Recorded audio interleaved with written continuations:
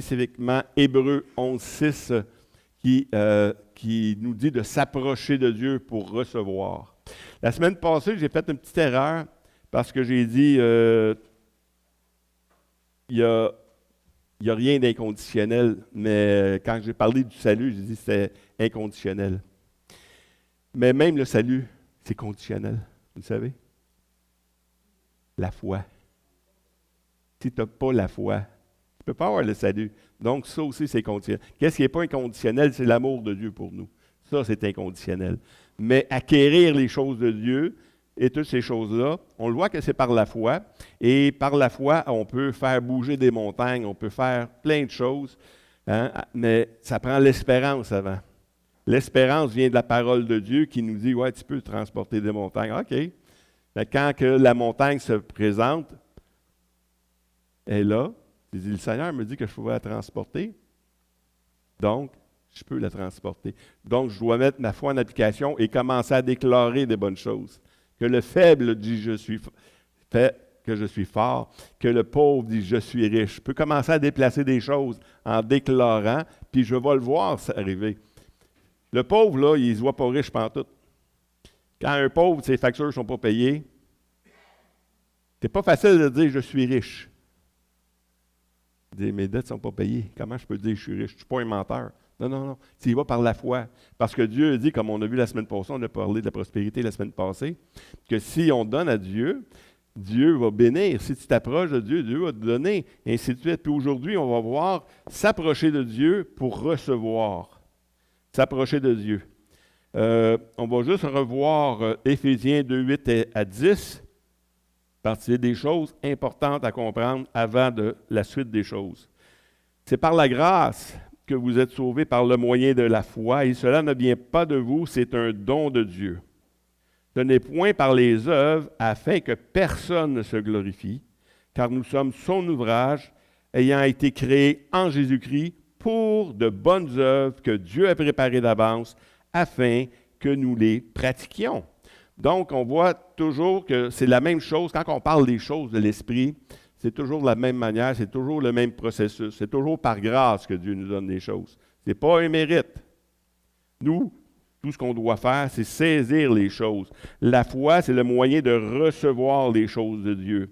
Le but du salut de l'homme, pour de bonnes œuvres que Dieu a préparées d'avance afin que nous les pratiquions. Dieu a préparé des œuvres d'avance. Les œuvres, on ne les voit pas, là. Mais nous savons très bien que les œuvres ont été préparées d'avance et que Dieu va nous donner, à nous, de pratiquer les œuvres que lui a préparées d'avance. C'est tellement facile dans l'évangélisation parce qu'on le sait que c'est un rendez-vous divin. Hein? Quand Dieu t'envoie une place, puis ça colle tout de suite, tu parles, puis il boit tes paroles, puis tu sais que c'est un rendez-vous divin. C'est que des œuvres que Dieu a préparées d'avance afin qu'on les pratique. Il y a des choses qu'on fait. On ne marche pas trop dans le surnaturel. On doit aller, mais dans tout ça, Dieu nous donne des trésors. Il nous donne des merveilles. Mais je voulais juste souligner aujourd'hui que les bonnes œuvres que Dieu a préparées d'avance, c'est dans le monde invisible. C'est déjà là. Ce n'est pas quelque chose que Dieu va faire arriver. C'est quelque chose qui est déjà arrivé. C'est déjà des choses qui sont déjà prédestinées à arriver. C'est dans l'invisible. Les choses spirituelles, c'est invisible. Et la foi fait arriver ou fait saisir les choses que Dieu a préparées d'avance. Donc, c'est important de comprendre ces choses-là. Le texte qu'on va lire aujourd'hui, ou le verset, parce qu'on va juste aller alentour d'un verset, c'est dans Hébreux 11:6. Or, sans la foi, il est impossible de lui être agréable. Car il faut que celui qui s'approche de Dieu croit que Dieu existe et qu'il est le rémunérateur de ceux qui le cherchent.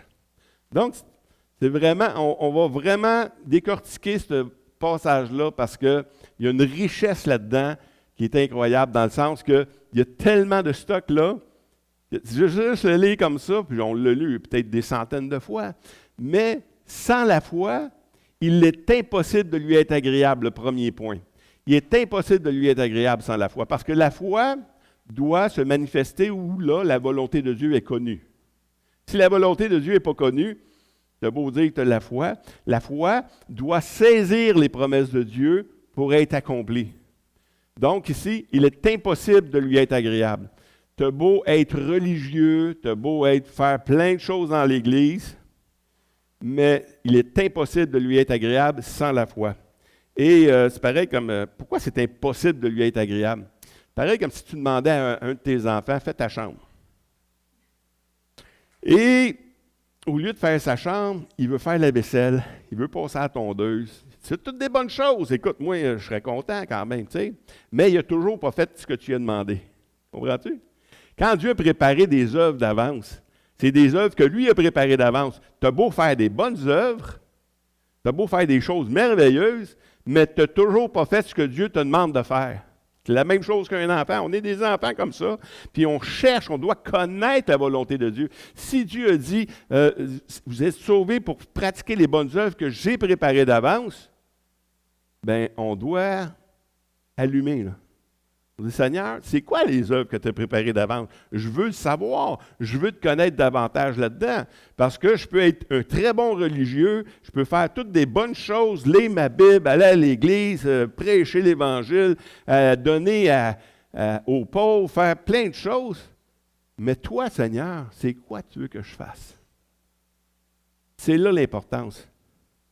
C'est là l'importance de lui être agréable. Il est impossible de lui être agréable si ce n'est pas les choses que lui a préparées que nous faisons. Il va être content. Moi, quand je pense à que Dieu, il y a des choses qui sont agréables à Dieu. Moi, j'ai vu une fois Jésus tressaillir de l'allégresse. Est-ce que vous vous souvenez, c'est où? Jésus, là, il n'en pouvait plus. Là. Il est tressailli d'allégresse. C'est quand que les disciples sont allés prêcher l'Évangile, ils ont chassé des démons, ils voyaient Satan tomber du ciel, ils ont obéi, ils m'ont cru finalement. Là, Jésus a tressailli d'allégresse. Ils ont fait exactement ce que je leur ai demandé de faire. Il était content. Bien ici, là, sans la foi, il est impossible de lui être agréable. Il est impossible. Dans Jean 15, 4 à 5, « Demeurez en moi et je demeurerai en vous. » Je vais juste arrêter là pour tout de suite. Demeurez en moi et je demeurerai en vous. Il est déjà en nous. Mais si vous demeurez en moi, il dit, je vais demeurer en vous. Davantage, c'est plus tu vas donner, plus tu vas vouloir, je vais t'en donner. Quelqu'un cherche, il trouve. On ouvre à celui qui... Tu sais, toutes ces choses-là. Donc, il y a un processus qui dit, si vous demeurez en moi et que je demeure en vous, comme le serment ne peut de lui-même porter du fruit, s'il demeure attaché au cep. Ainsi, vous ne le pouvez non plus. Si vous ne demeurez en moi, je suis le cep, vous êtes les serments. Celui qui demeure en moi et en qui je demeure porte beaucoup de fruits, car sans moi, vous ne pouvez rien faire. Sans moi, vous ne pouvez rien faire. On peut faire des choses. Tout le monde sait bien qu'on peut tout faire. Les religieux font beaucoup de choses. Mais sans moi, vous ne pouvez rien faire qui lui soit agréable, qui vale la peine d'être fait.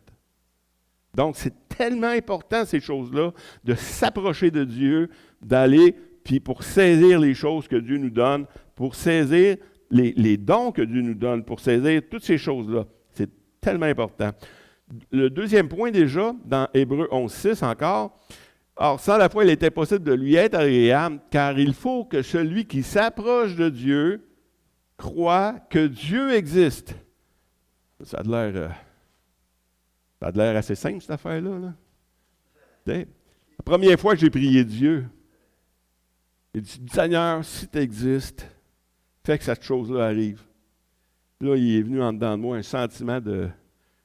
C'est insensé ce que je viens de dire. Seigneur, tu existes. Si je m'étais approché de toi, premièrement, c'est parce que je crois que tu existes.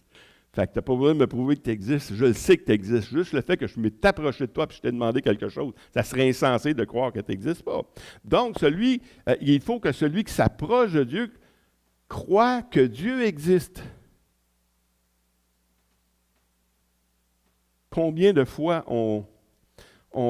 les gens sont religieux, on suit une foule. j'avais pas prévu de dire ça, mais il y a des tests qui se font, hein, de groupe. Si le groupe fait une chose, puis il y a une personne qui est là à côté, elle ne sait pas ce qui se passe, mais elle va faire exactement ce que la foule fait. Parce que dans sa tête, il y a de quoi d'important qui se passe. Mais elle ne sait toujours pas c'est quoi qui se passe. Tu regardes le ciel, là tu vois 2-3 personnes qui regardent au ciel, puis là, l'autre, il essaie de voir, tu sais. Mais il fait la même chose que tout le monde, mais il ne sait pas ce qu'il cherche. Mais c'est la même chose. On peut être de même en tant que chrétien, on peut aller à l'église, on peut faire des choses sans savoir pourquoi. Mais il faut que celui qui s'approche de Dieu croit que Dieu existe. C'est important, ça. Nos pères, dans Jean 4, 20 à 22, nos pères ont adoré sur cette montagne. Et vous dites, vous, que le lieu où il faut adorer est à Jérusalem. Femme, lui dit Jésus, crois-moi, l'heure vient où il ne sera ni sur cette montagne, ni à Jérusalem que vous adorerez le Père. Vous adorez ce que vous ne connaissez pas. Nous adorons ce que nous connaissons, car le salut vient des Juifs. Vous adorez ce que vous ne connaissez pas. Tout ce que tu fais, tu ne sais même pas à qui tu le fais. Tu ne le connais pas. Puis c'est ça, ça arrive souvent. Toutes les religions qui n'ont pas cette relation-là avec Dieu font la même chose. Ils s'en vont offrir. Tu sais, je ne veux pas parler contre une église, mais quand même. Quand ils te mettent un bout de pain dans la bouche en pensant que c'est le corps de Christ, puis tout le monde fait ça, puis ils n'ont aucune idée de ce qu'ils sont en train de faire. Bien, c'est la même chose. Quand ils s'en vont sur la montagne, il dit, vous allez adorer sa montagne, vous autres, mais vous allez adorer quelque chose que vous ne connaissez pas. Celui qui s'approche de Dieu doit croire que Dieu existe. C'est qui, lui? Dieu existe. Il est vivant. Ce n'est pas une religion. Cette semaine, on a passé c'était quand même assez. Il y avait des bons temps cette semaine, mais il y avait des temps plus rough à Cap-de-la-Madeleine, mais quand même, il y a une personne qui me dit, ouais, non. Il n'y avait aucune différence pour elle entre Jésus-Christ et les religions. Pour elle, Jésus, c'est une religion. Non. Jésus, ce n'est pas une religion, c'est une relation. C'est quelque chose que tu dois entrer, c'est quelque chose de vrai. Ce n'est pas quelque chose que tu imagines, ce n'est pas quelque chose que tu espères selon la chair. Ce n'est pas quelque chose que, ouais, mais si je le fais, peut-être il va arriver de quoi. Non, ça c'est de la religion. Je dois essayer de faire de quoi pour mériter Dieu. Donc, je vais y offrir des choses, peut-être qu'il va m'écouter. Tu sais. Non, Dieu, ce n'est pas un Dieu de même. Le vrai Dieu, c'est celui qui a fait des choses pour nous, que nous, on doit aller.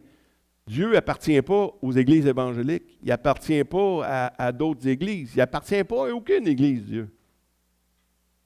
Il appartient à ceux qui croient en lui. Ce n'est pas une église.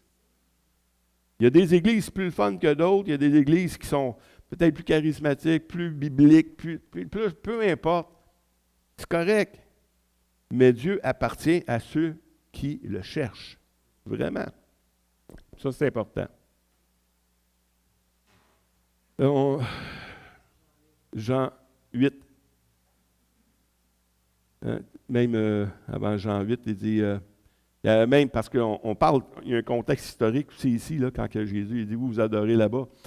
Même Paul, quand il allait évangéliser, il dit, vous avez une statue, c'est marqué à un Dieu inconnu. Tu ne le connais même pas, mais tu le vénères. Tu vénères quelque chose que tu ne connais pas. C'est incroyable. Et Jean 8, 18 à 19.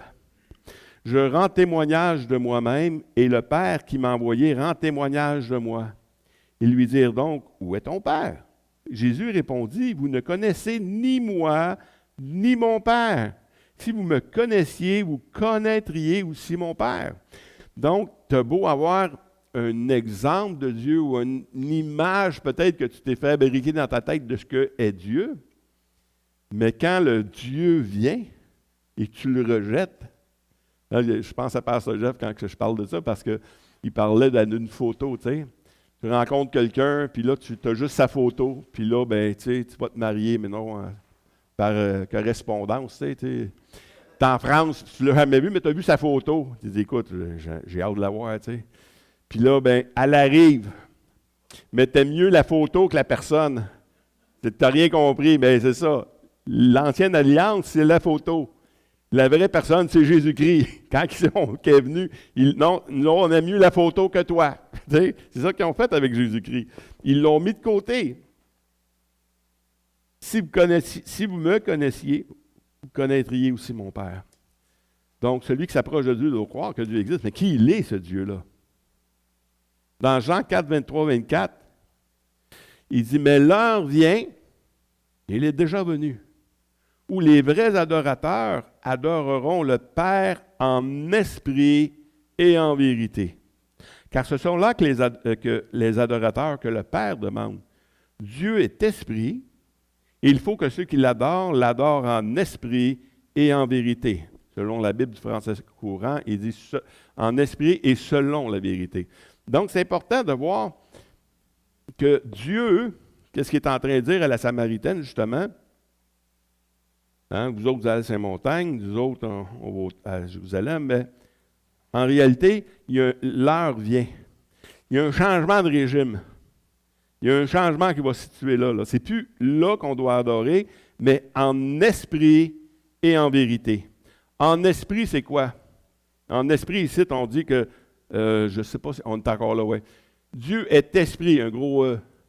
Mais il faut que ceux qui l'adorent en esprit, un petit et en vérité. Dieu est esprit et ceux qui l'adorent doivent l'adorer en esprit. Qu'est-ce qui a été sauvé? Quand on parle de l'homme, l'homme est en 3 parties, corps, âme et esprit. L'homme est un esprit. Elle possède une âme et il habite dans un corps. Donc, l'esprit doit adorer, mon esprit doit adorer Dieu. C'est la partie qui est sauvée, c'est elle qui va adorer Dieu.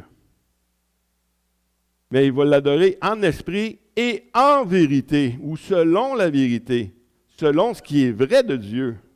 Il va l'adorer pour ce qu'il est pour de vrai, finalement.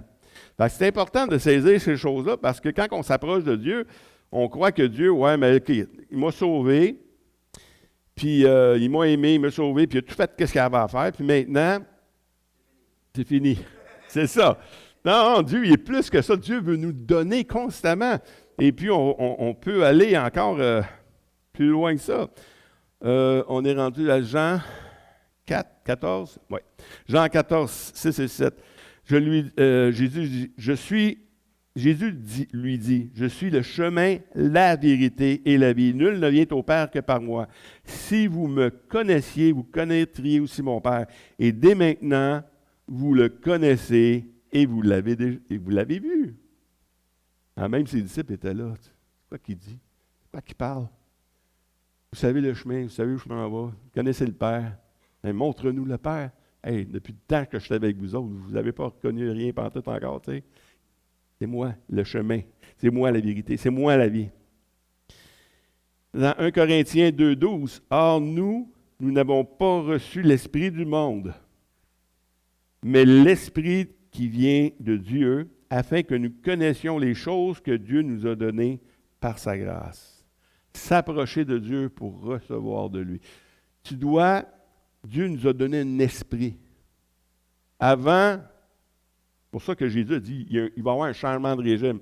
L'heure est déjà venue, l'heure vient, où les vrais adorateurs adoreront le Père en esprit et en vérité. En esprit. Il faut que tu naisses d'un esprit. Si tu n'as pas de l'esprit, tu ne peux pas voir les choses de Dieu, et ainsi de suite. Donc, c'est important de saisir ces choses-là. Afin que nous connaissions les choses que Dieu nous a données par sa grâce.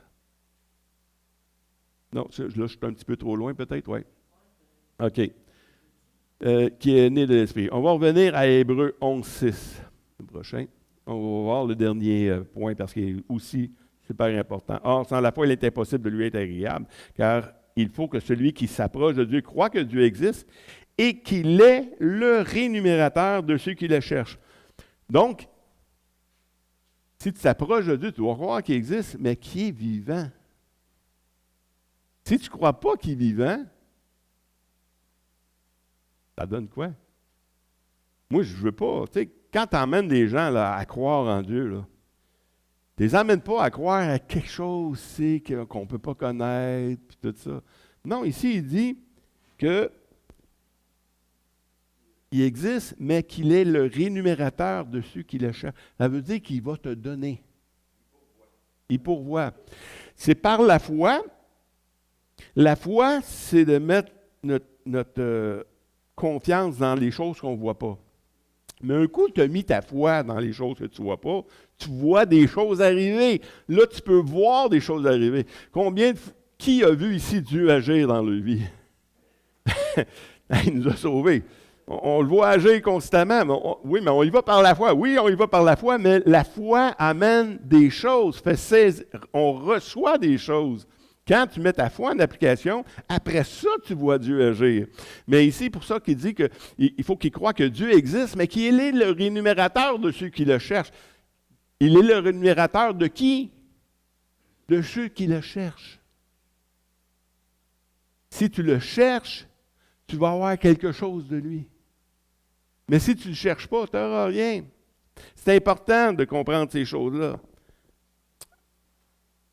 1 Corinthiens 2,12. « Or, nous n'avons pas reçu l'Esprit du monde, mais l'Esprit qui vient de Dieu, afin que nous connaissions les choses que Dieu nous a données par sa grâce. » C'est important parce que les choses spirituelles, on les a, je ne reviendrai pas avec toutes les prédications que j'ai faites, mais on reçoit les choses par la connaissance.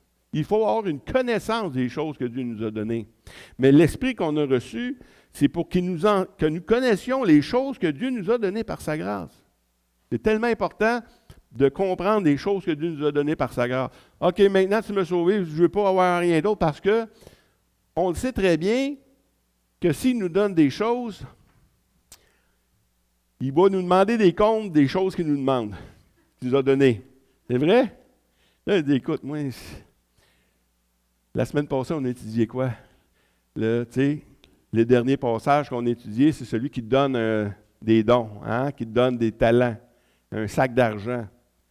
Et le dernier, il y a eu un sac d'argent. Ouais, mais là, je ne sais pas quoi faire avec, je vais l'enterrer.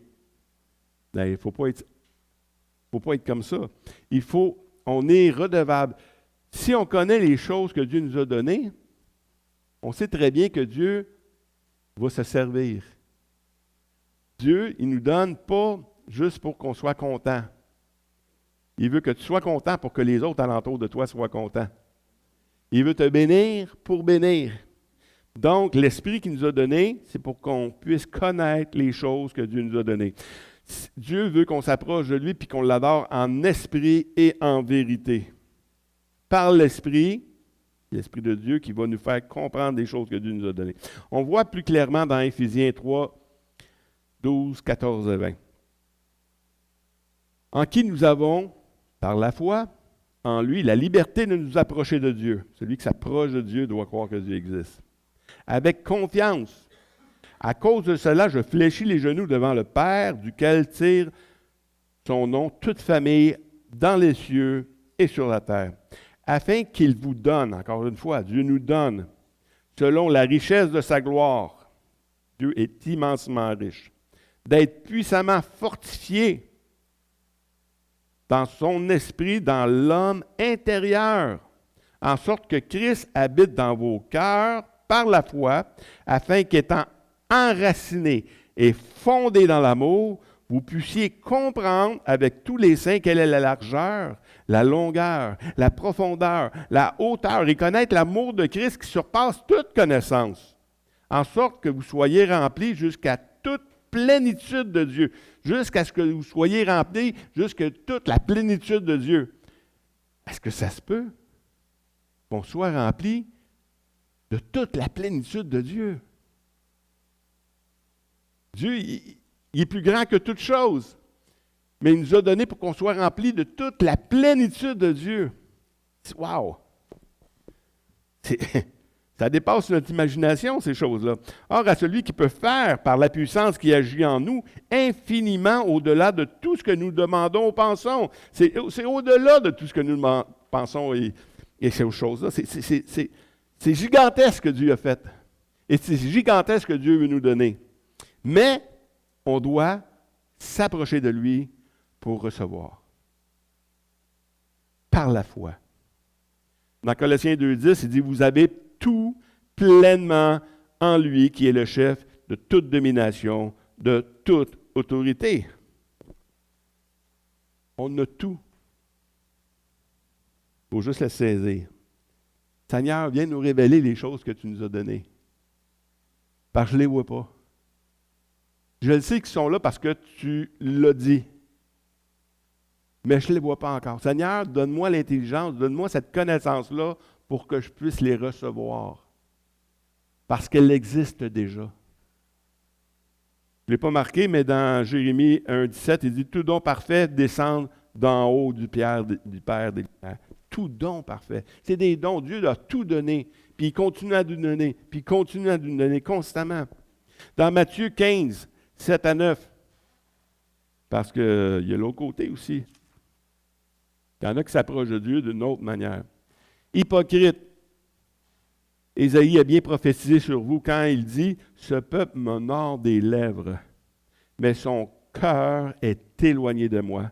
C'est en vain qu'il m'honore en enseignant des préceptes qui ne sont que des commandements d'hommes. » Il y a des moyens, parce qu'il faut y aller dans le contexte historique là aussi, parce que on peut aller là, on peut dire « Seigneur, t'es beau, Seigneur, tu peux faire des choses, Seigneur, je veux te donner ma vie, prends tout, Seigneur. » Mais ton cœur est éloigné de moi. Le cœur, contrairement à l'esprit, c'est quoi le cœur? Le siège des pensées, l'âme. Ça veut dire que ton esprit, nous autres, on est nés nouveaux. On est capable d'adorer Dieu en esprit et en vérité. Mais ton cœur, lui, il est encore... C'est ça. Mais ton corps, lui, il n'est pas encore sauvé dans le sens qu'il n'est pas encore régénéré. Il doit s'approcher de Dieu pour le connaître vraiment, pour être transformé. C'est par la connaissance que l'Esprit va donner qu'il va être transformé, lui. De progrès en progrès, constamment. Puis il n'y a personne d'arrivé, faites-vous-en pas, il n'y a personne qui peut jeter la pierre à l'autre. Parce que dans le domaine, tu peux être fort, puis dans l'autre domaine, tu es très faible.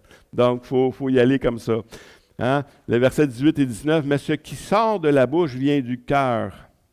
Et c'est ce qui souille l'homme, car c'est du cœur que viennent les mauvaises pensées, les meurtres, les adultères, l'impudicité, les vols, les faux témoignages, les calomnies. C'est du cœur. Tu ne peux pas adorer Dieu avec ton cœur. Dans Jacques 3, 9 à 10, « Par elle, nous bénissons le Seigneur, notre Père, et par elle, nous maudissons les hommes faits à l'image de Dieu. De la même bouche sortent la bénédiction et la malédiction. Il ne faut pas, mes frères, qu'il en soit ainsi. » Qui peut dompter le cœur? Jacques dit aussi, hein? Qui peut le dompter? Juste Dieu. Il y a juste Dieu qui peut venir nous dompter. Il y a juste Dieu qui peut dompter mon cœur. Et gloire à Dieu, il va le faire. Il va nous rendre capables. 9 à 10. Deutéronome 6, 5. Il dit, « Tu aimeras l'Éternel ton Dieu de tout ton cœur, de toute ton âme et de toute ta force. » C'est tellement un beau verset. Mais un verset qu'on dirait qui est inaccessible. Comment je peux aimer Dieu de tout mon cœur? Comment que je peux aimer Dieu de toute mon âme? Comment je peux aimer Dieu de toute ma force? Dieu, il dit, approche-toi de moi. Approche-toi. Je vais te montrer comment m'adorer. Tu vas m'adorer en esprit et en vérité. Et ton âme, ton cœur va être changé. C'est pour ça qu'on chante souvent, Seigneur, change mon cœur, Seigneur. Change mon cœur, Seigneur. Parce que mon cœur, il est dur. Il y a de la misère. Il faut qu'il soit changé, lui. Puis plus tu vas être dans la présence de Dieu, plus Dieu va attendrir ton cœur. Et ton cœur va pouvoir aller là. Et ainsi de suite. Romains 12, 1 à 2. Je vous exhorte donc, frères, par les compassions de Dieu, à offrir vos corps comme un sacrifice vivant, saint, agréable à Dieu, ce qui sera de votre part un culte raisonnable. Ne vous conformez pas au siècle présent, mais soyez transformés par le renouvellement de votre intelligence, le cœur, afin que vous discerniez quelle est la volonté de Dieu, ce qui est bon, ce qui est agréable à Dieu, ce qui est parfait. Mais c'est comment ça se fait, ça? C'est que si tu te soumets à Dieu, offre ton corps comme un sacrifice vivant. Ouais, mais il n'est pas bon, mon corps. Non, non, offre-le. Offre-le pareil. Offre-le. Offrir quelque chose, c'est qu'on accepte qu'il meure. Si tu offres quelque chose en sacrifice, tu acceptes que ça meure. Si ça ne meurt pas, ça ne produira rien. Ta chair doit mourir. Tes envies doivent mourir. Toutes tes pensées doivent mourir et être esclave de Christ. C'est ça qui est intéressant. Afin que vous discerniez les choses. C'est agréable à Dieu. Est-ce qu'on veut être agréable à Dieu? Offrez vos corps. Approchez-vous de Dieu. Approchez-vous de Dieu qui va vous donner la connaissance.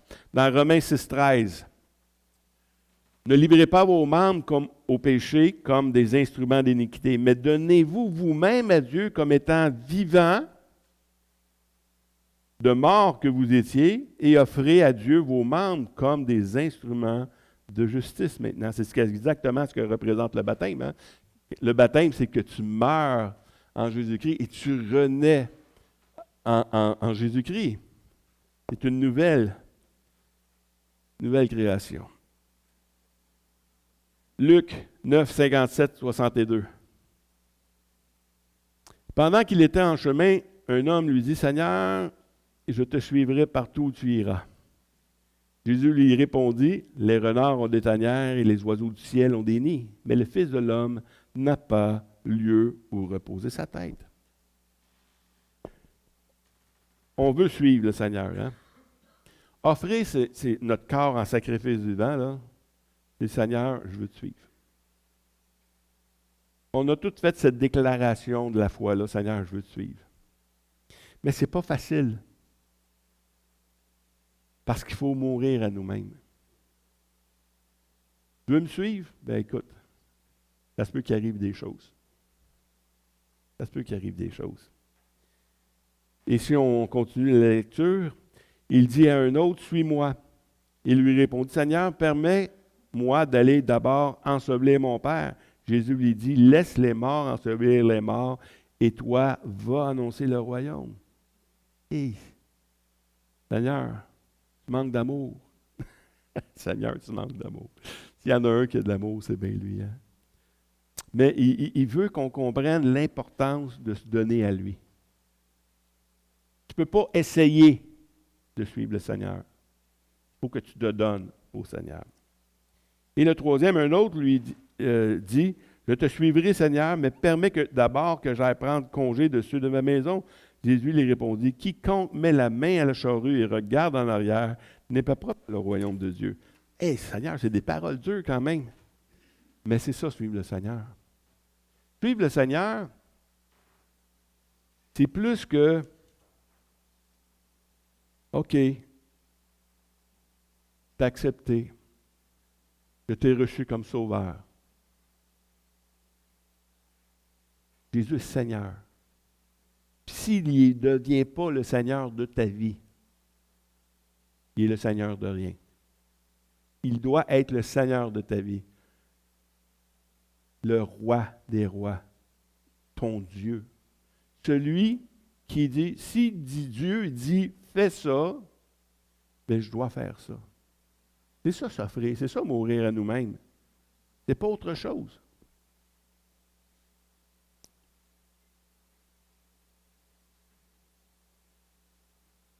Il y en a qui m'ont déjà dit, tu sais, c'est pas payant, Sylvain, de servir le Seigneur. Et ça a sonné comme une fausse note. C'est pas payant de servir le Seigneur. Non, parce que quand tu sers le Seigneur, là, les gens ne sont pas généreux. Lui, il voyait ça là-dedans. Là, tu sais. Quand tu te donnes au Seigneur complètement, oui, mais si tu te donnes, là, tu ne vivras pas. Parce que tu vas dépendre des autres. Tu sais. Il y a des pasteurs qui étaient des pasteurs itinérants qu'on appelle. Je ne nommerai pas le nom parce que des fois, quand je nomme des noms, les gens sont choqués. Mais il s'en va comme pasteur itinérant, fait qu'il prêche d'église en église. Puis une église dit, oui, mais toi, tu vis par la foi, fait que pas besoin de te donner de dons, tu sais. Tu n'as pas rien compris. Puis lui, l'homme de Dieu, doit compter sur Dieu, pas sur l'homme. C'est sûr que si on compte sur l'homme, si on compte sur l'homme, la Bible nous... on l'a-tu dit? Non, on ne l'a pas dit. Jésus répondit, je vous le dis en vérité, il n'est personne qui, ayant quitté à cause de moi et à cause de la bonne nouvelle, sa maison et ses frères, ou ses sœurs, ou sa mère, ou son père, ou ses enfants, ou ses terres, ne reçoivent au centuple. Quoi centuple? 100 fois plus. Ouais, mais là, c'est au ciel. Non. Présentement, dans ce siècle-ci, c'est payant de servir le Seigneur. Parce que si le Seigneur t'appelle, il va te donner tout ce qui va avec.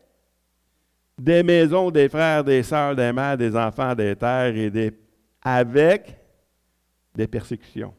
Ah, je ne te cacherai pas que ça va être dur. Ça va être dur. Et dans le siècle à venir, la vie éternelle. C'est payant de servir le Seigneur. Dans Hébreux 11:6, or, sans la foi, il est impossible de lui être agréable, car il faut que celui qui s'approche de Dieu croit que Dieu existe et qu'il est le rémunérateur de ceux qui le cherchent. Il est le rémunérateur de ceux qui le cherchent, lui. C'est impossible de lui être agréable. Mais si tu te confies dans l'homme, qu'est-ce que dit la parole? Jérémie 17, 5 à 7, on va finir avec ça. Ainsi parle l'Éternel, maudit l'homme qui se confie dans l'homme, qui prend la chair pour son appui et détourne son cœur de l'Éternel. Si tu espères dans l'homme, ça ira pas bien. Mais le verset 7, il dit, « Béni soit l'homme qui se confie dans l'Éternel et dont l'Éternel est son espérance. » Parce que c'est lui qui va te bénir. C'est lui qui va te donner. C'est encore tout lui qui donne. Approche-toi de Dieu et il va te le donner.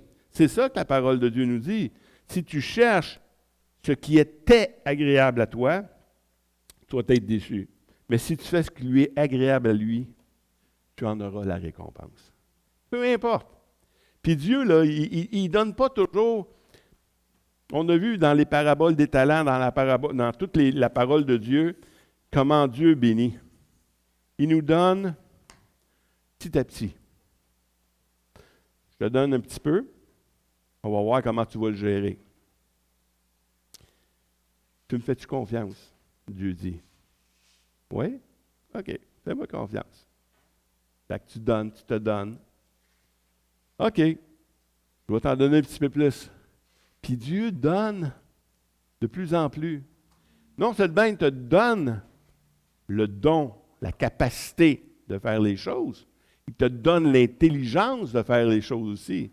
Puis si tu comprends que non, ce n'est pas à cause de toi que tu as acquis toutes ces choses-là, c'est à cause de lui, bien, il va tout te donner de plus en plus. Avec l'intelligence qui vient avec. Tu sais, dans la Bible, tu as des chefs de 10. Tu as les chefs de 50. Tu as des chefs de 100. Ça a la même fonction. Mais tu as la capacité d'en gérer 10. Et là, tu as la capacité d'en gérer 50. Puis là, tu as la capacité d'en gérer 100. Fait que ça va avec tout ça. Dieu te donne tout. Tout ce que nous avons vient de Dieu. Tout. Donc, ça ne nous appartient pas. Mourons nous-mêmes, offrons nos corps, offrons nos vies au Seigneur, puis on va pouvoir connaître ce que lui nous a donné davantage. Par l'Esprit qu'il nous a donné. Il va nous révéler, il va nous donner l'intelligence, les capacités. Si vous regardez à vous, ou si je regarde à moi, je ne serais même pas ici. Non, c'est sérieux, c'est pas une blague, là. Si on regarde chacun de nous à nous-mêmes, on serait des chrétiens sauvés. Été sauvés. Mais Dieu veut être servi. Dieu veut être adoré pour de vrai. Fait que celui qui veut s'approcher de Dieu doit l'adorer en esprit et en vérité. On va finir ici parce que c'était intéressant de voir. Il y a beaucoup de stock de ce que j'ai dit, mais il faut réfléchir, puis il faut dire non, non, non. Dieu, maintenant, il veut qu'on s'approche de lui pour nous donner davantage. Plus tu t'approches de lui, plus il t'en donne. Puis plus il t'en donne, plus tu es béni. Plus il y a des choses qui vont être difficiles. Mais, pas grave. Moi, j'aime mieux une chose difficile avec Dieu avec moi qu'une chose facile puis Dieu n'est pas là. Hein? Il y en a qui ont dit, Seigneur, fais-moi pas partir d'ici, c'est pas avec moi. Parce que si tu n'es pas avec moi, là, ça ne donne rien que je parte d'ici. Ben, c'est ça. C'est ça, connaître Dieu vraiment. Dieu veut nous demander des choses, mais je veux y aller avec toi, Seigneur. Si tu n'es pas là, je ne suis même pas intéressé d'être là. Mais merci, Seigneur, que tu vas être là parce que tu l'as promis, puis on va réussir à faire ton œuvre. On va réussir à faire ton œuvre. Amen. En tant qu'Église. Amen. Alors, Seigneur Dieu, merci pour ta parole qui est merveilleuse parce qu'elle nous révèle des merveilles de toi. Seigneur, tu n'es pas seulement qu'un Dieu imaginaire. Tu es un Dieu réel, un vrai Dieu. Un Dieu qui a été testé pendant des milliers d'années. Tu as prouvé que tu agis depuis toutes ces années, Seigneur, par des miracles, en accomplissant tes prophéties, Seigneur. En accomplissant toute prophétie qui a été donnée, tu l'as accomplie. Et Seigneur, aujourd'hui, on veut venir devant toi en reconnaissant que tu es un Dieu vivant et que tu rémunères ceux qui te cherchent. On veut te chercher davantage, Seigneur. Bénis ta parole et bénis aussi chacun de nous, Seigneur. Bénis également ceux qui sont sur l'Internet, Seigneur Dieu, qui reçoivent également, afin que nos vies puissent être transformées de plus en plus, de gloire en gloire. Amen. Amen. Je voudrais juste terminer. On peut couper le